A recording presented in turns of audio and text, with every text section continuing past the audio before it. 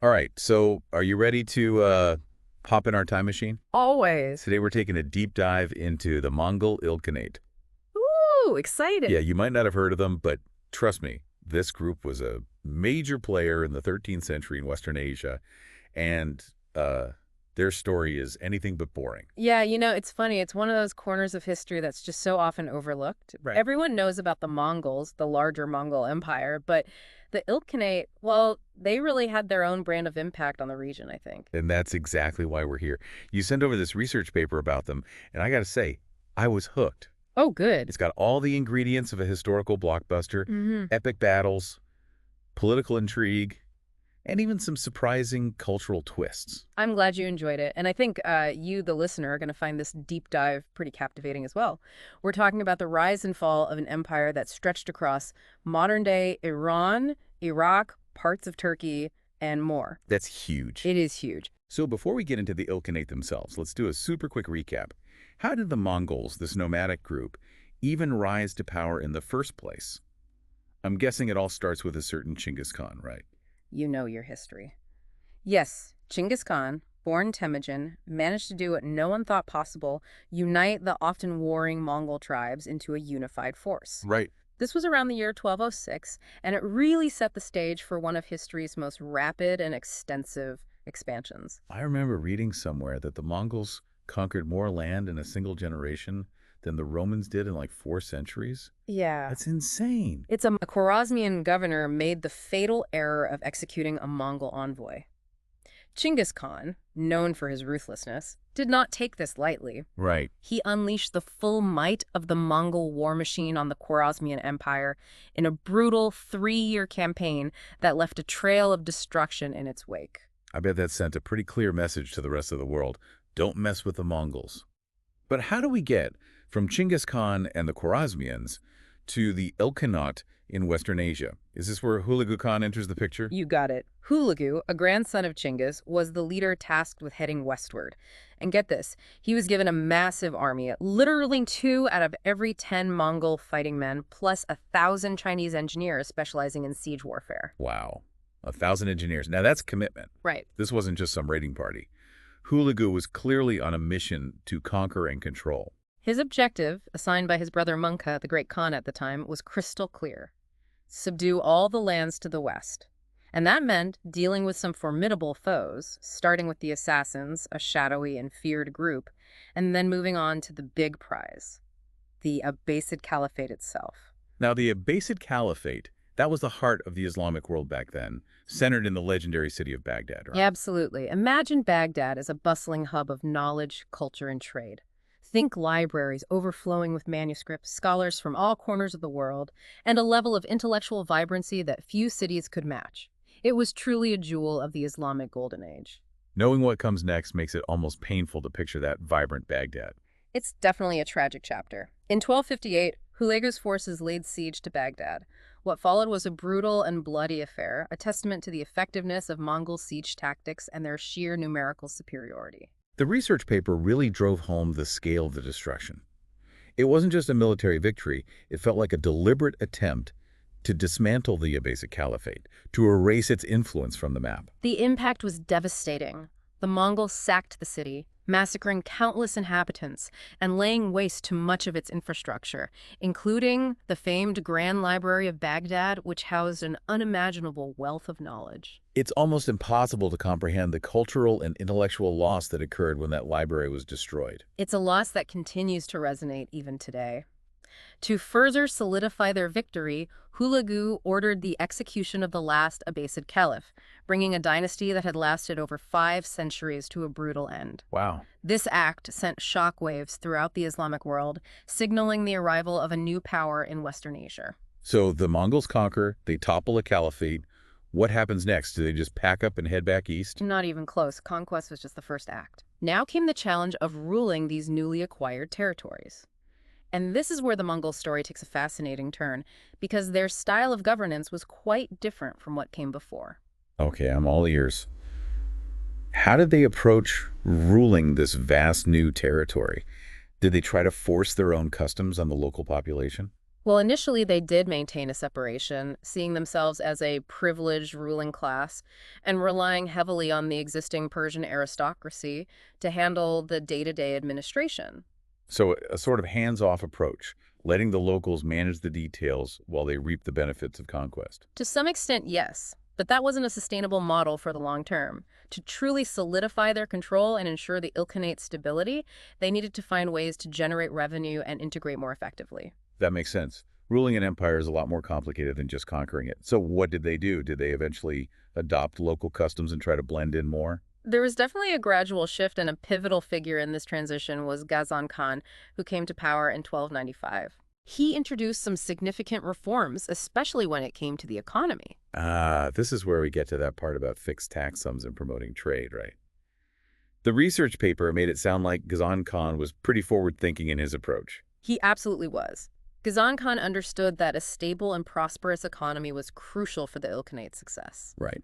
He implemented a more systematic approach to taxation, establishing fixed sums for each region, payable twice a year. So no more random demands for tribute. That must have been a welcome change for the people living under Mongol rule. It certainly reduced uncertainty and fostered a more predictable environment for economic activity. And on top of that, Ghazan Khan was a big believer in trade. He actively worked to revitalize urban centers, even abolishing some taxes on trade to encourage growth. Now that's smart. By promoting commerce, he was essentially boosting the Ilkhanate's own income in the long run. Exactly. He understood that a thriving economy benefited everyone, including the Mongol ruling class.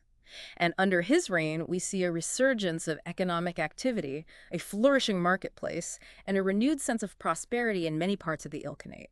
Okay, this is all fascinating stuff. We've got the Mongols' rise, their conquest of Western Asia, the establishment of the Ilkhanate, and now some really savvy economic reforms. Right. But there's one giant piece of the puzzle we haven't touched on yet. Religion. You're right. And the religious landscape of the Ilkhanate is a fascinating and often overlooked aspect of their story. From what I gathered in the research paper, the Mongols' arrival had a really complex and at times contradictory impact on Islam. It's almost like they managed to both strengthen and weaken the faith in surprising ways. That's a keen observation, and that's exactly where we'll pick up in the next part of our deep dive. I think you, the listener, will find this next chapter particularly intriguing. All right, so we left off talking about religion. Now, the Mongols themselves weren't exactly known for their piety, right? They came from a background of shamanism and Tengrism. Yeah. So how did they end up influencing the Islamic world so profoundly? Yeah, that's the thing about the Mongols, I think. Their impact often went beyond their intentions. Right. For example, remember the assassins we mentioned earlier, that shadowy group that had been causing chaos within the Islamic world for centuries? Yeah. Well, the Mongols, by wiping them out, actually ended up doing mainstream Islam a huge favor. Wait, so the Mongols, famous for their brutality, inadvertently strengthened Islam by taking out one of its biggest internal threats. Talk about unintended consequences. Exactly. It's almost ironic, right? Yeah. But of course, this favor came at a massive cost. The sack of Baghdad, the destruction of the Abbasid Caliphate, the execution of the Caliphate. These were devastating blows to Sunni Islam, creating a vacuum of authority and plunging the region into turmoil. Yeah, it's like a classic case of one step forward, two steps back. Yeah. So how did the Islamic world adapt to this new reality under Mongol rule? Well, into this power vacuum stepped another branch of Islam, Shi'ism. Under the Ilkhanate, Shiite scholars and advisors found themselves gaining influence within the Mongol court. Was that a deliberate strategy on the Mongols' part? Did they favor Shi'ism over Sunni Islam? Not really, I don't think so. The Mongols weren't particularly concerned with the theological nuances of Islam. They were pragmatists, focused on effective governance, and many Shiite scholars were simply highly skilled administrators who could help them manage this vast new empire. So the Mongols, despite being this formidable military force, were also willing to be pragmatic and adaptable when it came to ruling. They didn't shy away from relying on local expertise, even if it came from a different religious tradition. Exactly. It speaks to their ability to consolidate power, to recognize talent and leverage it to their advantage. Yeah. But the religious story of the Ilkhanate doesn't end there. Remember Ghazan Khan, the reformer we discussed earlier? Yes, sir. Well, in 1295, he converted to Islam, Wow. a momentous decision with far-reaching consequences. Wow. From relative religious tolerance to a full-blown conversion. Mm. That must have sent shockwaves through the Ilkhanate. It certainly did. And Ghazan Khan didn't just passively adopt Islam, he actively promoted it, even to the point of persecuting other religious minorities like Buddhists. So from a dynasty that was relatively tolerant of multiple faiths to one that enforced a specific religious orthodoxy, that's quite a dramatic shift. It highlights the dynamic, unpredictable nature of history. Things rarely follow a linear path, Right. and the Ilkhanate story is a perfect example of that complexity. Conquest, pragmatism, religious conversion, and everything in between. It's striking how this research paper paints the Ilkhanate as both destroyers and builders. Hmm. On the one hand, you have the brutal conquest of Baghdad, the loss of countless lives, and irreplaceable knowledge. But then you see Ghazan Khan's reforms, the revival of trade routes, this blending of cultures.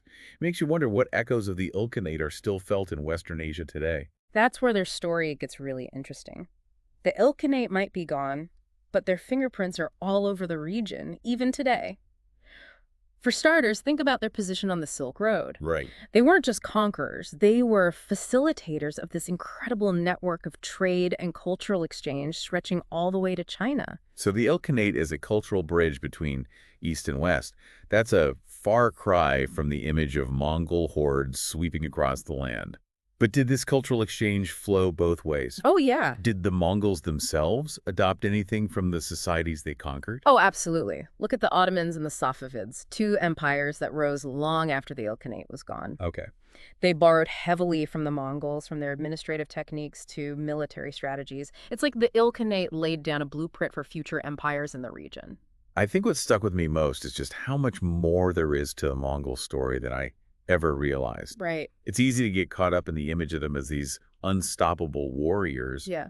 but you've shown me there's so much more to their legacy. And I bet you, the listener, are feeling that same sense of discovery. Well, I hope so. And to keep that exploration going, I challenge you to consider this. Imagine a Western Asia where the Mongols never arrived. Ooh. What would the religious landscape look like? Would the Silk Road be the same? It's a mind-bending thought experiment, but it helps us appreciate just how profoundly the Ilkhanate, for better or worse, shaped the world we live in today. That's a perfect note to end on. Thanks for joining me on this journey back to the 13th century. Until next time, keep those brains buzzing and stay curious. It's amazing, right? Like you start off thinking, okay, Mongols, fierce warriors, got it. But then you dig a little deeper and you realize their story's so much more complicated than just conquest and destruction. Yeah, that's the beauty of history. It's full of these unexpected layers and connections. And the Ilkhanate were definitely fierce warriors, but they were also adapters, administrators, and even, I think in a way, cultural catalysts. I'm thinking about that cultural exchange you mentioned, those Silk Road connections. I bet you the listener is already imagining all the goods and ideas that must flow through the Ilkhanate. Oh, for sure. And it wasn't just silks and spices making that journey either. You know, think scientific knowledge, artistic techniques, even new crops and agricultural practices spreading from east to west. So the Mongols, maybe even unintentionally, helped shape not just the political map, but also the cultural landscape of Western Asia and beyond, really. Exactly. And then there's the impact on those later empires, like the Ottomans and the Safavids. They didn't just conquer the territory once held by the Ilkhanate.